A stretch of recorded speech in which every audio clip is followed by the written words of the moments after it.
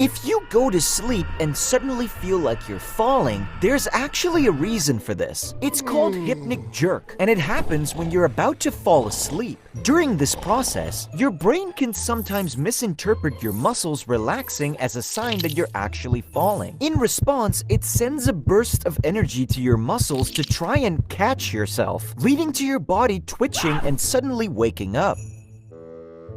The Queen of England would intentionally hide 2 attendants under her gown. You see, the court events were often long, and leaving them in between for a personal break was considered rude. And to solve this, one of the attendants held a pot to collect the Queen's personal needs, while the other attendant would clean her up, allowing the Queen to relieve herself during the long events without causing any objection.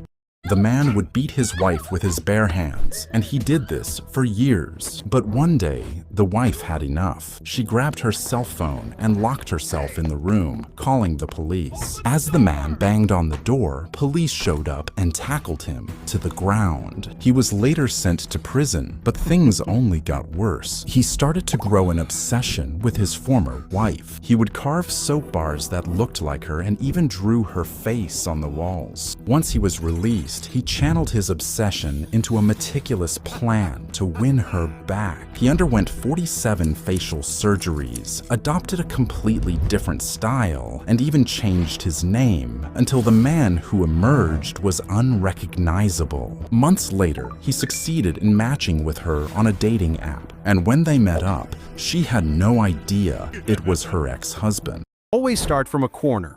This doubles your chances of winning. If your opponent also starts from a corner, use the opposite corner from where you started. He will block the center, so use the last available corner. This way, you will have 2 ways to win. But if your opponent starts from the center after your initial move, then use a German sticky grenade.